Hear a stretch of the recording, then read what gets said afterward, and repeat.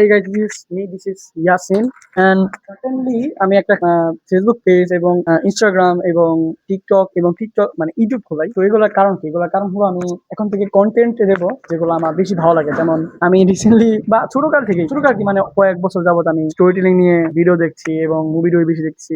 তো তারপরে নিজের থিঙ্কিং এবং কিছু গল্প বলা, গল্প বানানো এগুলো আমার ভালো লাগে। তো আমি ভাবলাম গল্প বানাবো এবং নিজে ফিল্ম মেকিং করবো, তারপর নিজে স্টোরি বলবো বা নিজে সিনেমা ফটোগ্রাফি করবো। তো এগুলো এখন থেকে শেয়ার করবো।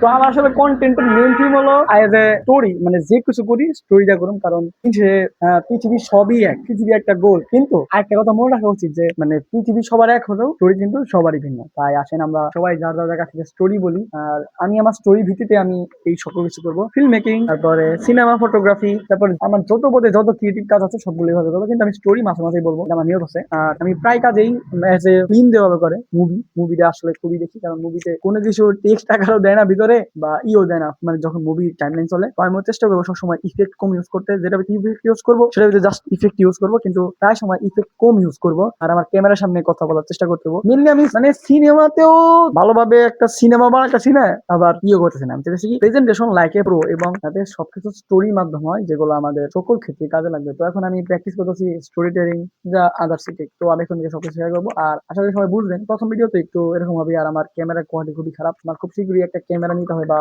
মানে করতে হবে আর কি।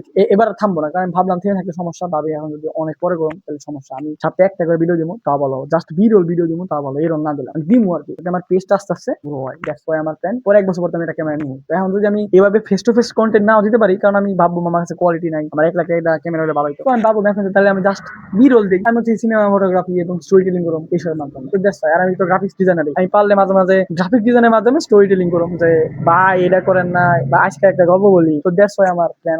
প্রথম ভিডিও খুবই ফালতু হইবে, স্ক্রিপ্ট নাই, আমি জাস্ট বলতে। সামনের ভিডিও গুলো আশা করি এর থেকে অনেক ইনশাল্লাহ। তো আসেন আমরা সবাই মিলে একত্রিত হই এবং যার যার স্টোরি নিজে নিজে বলি। আর সবসময় মনে রাখবেন পৃথিবী গোল হতে পারে, কিন্তু যার যার স্টোরি কিন্তু গোল না। কারণ যার যার স্টোরি কিন্তু আলাদা। তাই পৃথিবী কিন্তু গোল হতে পারে, কিন্তু যার যার স্টোরি একদিন আলাদা।